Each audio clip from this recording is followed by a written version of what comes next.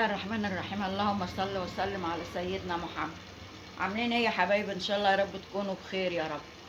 النهارده يا حبايب بقى الفيديو بتاع النهارده بقى الرنجة. كل سنة وانتم طيبين، شم النسيم بقى كله رنجة وكله فسيخ. فهنعمله النهارده ايه الرنجة الاسكندراني على الطريقة الاسكندرانية. ماشي حبايبي؟ تابعوني يا حبايبي، صلوا على النبي، حطوا اللايك، واللي اول مرة يشوفني اشترك في القناة وتابعوني لاخر الفيديو حبايبي، ونشوفوا هنعمله ايه الرنجة الاسكندراني بيعملوها ازاي. خلاص يا حبايبي، هنحتاجوا ايه؟ طحينة عاملاها بقى في البيت، شارياها اهي طحينة، ورنجة مخلية اهي خليها، وهنحتاجوا فلفل الوان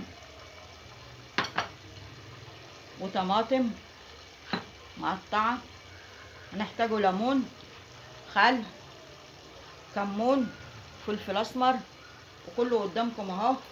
صلوا على النبي يا حبايبي، ونشوفوا هنبداوا نعمله ايه الاول. هقول لكم الاول لما تجيبوا الرنجه، ماشي يا حبايب؟ ما تجيبوا الرنجه ما تعملوهاش على البوتاجاز زي زمان كنا بنعملوها على البوتاجاز كده كده، يفضل الريحه في البيت وفي الشقه. لا، انت تعملي تسخني الميه، تخليها سخنه يعني قريبه من الغليان، وتطفي عليها وتحطي فيها الرنجه كده. انا عملت واحده وسبت واحده عشان اوريها لكم اهي، ونعملوها مع بعضين اهي. واحده اهي حطها في الميه السخنه، شويه على الجنب ده وشويه على الجنب ده، منها تطهريها ومنها ايه، هي كده كده مدخنه، وفي ناس بتجيبها تاكلها كده، بس احنا عشان نبقوا مطمنين لا تحطها في ميه سخنه او تدخلها الفرن تحت الشوايه اللي يعجبكم يعني. بس هي دي الطريقه اللي احنا بنعملوها بيها، نطهروها كده. برضو بتبقى معروضه في المحلات وكده، فكده بيبقى اطمئنان اكتر. وهنعمله واحده كده بالطريقه دي اللي احنا هنقوله عليها، وواحده بقى بالطماطم بنعملوها كده بطريقه تانية. اما اخلصوا الطريقه دي وهعمل لكم الطريقه التانية. عامه الطحينه اهي، هنعمله ايه بقى؟ الطحينه هتحط عليها الليمون اهو، شويه ليمون كده اهي، شويه خل طبيعي يعني كده، حطوا على الطحينه كده خل وليمون اهو. ولا تحط ملح ولا تحط حاجه، هنحطه ايه لان الرنجه فيها ملح. الاخر خالص عايزه تحط ملح حط ملح، طريقتك بقى. هتحط شويه كمون اهو، فلفل اسمر، ما تحطوش ملح يا حبايبي خالص الا في الاخر لما تدوقوا، ولو لقيتوا محتاج ملح حطوا ملح. خلاص يا حبايبي اهي الطحينه، ليمون، خل، فلفل بقى الوان، عندك فلفل الوان احمر واخضر واصفر هتحطي اهو.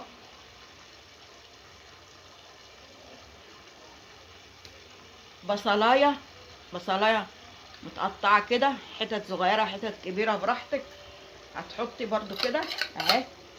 كل ده على الطحينه وتقلبي. حطينا الفلفل الالوان وحطينا البصل اهو اهو. مفيش مانع لما تحطي يعني شويه بقدونس كده اهو، والطماطم المتقطعه لازم اهو.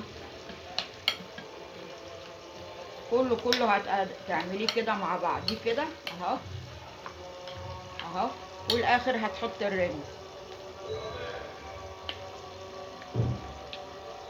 هتحط الرنجة في الاخر اهي. شايفين يا حبايبي؟ ادي بقى ايه الطريقة الاسكندرانية، كلهم كده تدعكيهم كده في بعضيهم بالطحينة بالبصل بالفلفل الملون بالطماطم اهو. شايفين يا حبايبي؟ ايه رأيكم بقى؟ اهي، ايه رأيكم؟ حاجة سهلة وحاجة بسيطة، حاجة صحية وحاجة عاملاها في البيت انت بايديكي اهوت. ايه رأيكم بقى يا حبايبي؟ اهو شوية بقدونس كده على الوش اهو. ادي الطريقة الاسكندرانية في الرنجة اهي. الطريقة التانية بقى، تجيبي فصين توم مفرومين، تحطهم في معلقتين زيت وتخرطهم طماطم 2 3 وتسيبوهم يتسبكوا كده على ايه، على النار. ماشي يا حبايبي. اخر ما تخلصوا بقى مش خليها بقى كده لما نشوفوا الرنجايه. الرنجايه بقى اهي هتجيبيها هتقطعي الراس بتاعتها اهي كده، هتقطعها من فوق من هنا كده شايفه، وتشيلي ايه، وتشيلي القشره كده هتطلع معاكي شايفه. اما حطيتها في الميه السخنه اهي شايفه، اما تيجي تخليها وتشيلي القشره اهي سهله خالص اهي، عشان حطيتها في الميه السخنه اهي شايفه حبيبتي. وتطلعي بقى ايه وتخليها بقى كده اهو اهي. فالبطروخ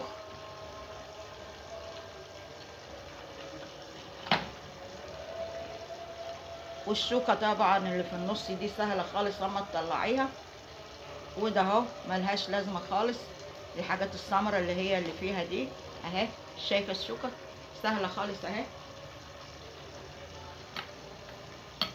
كل الحاجات السمرة دي اللي فيها دي هتطلعيها اهي وتقطعيها بقى كده اهي.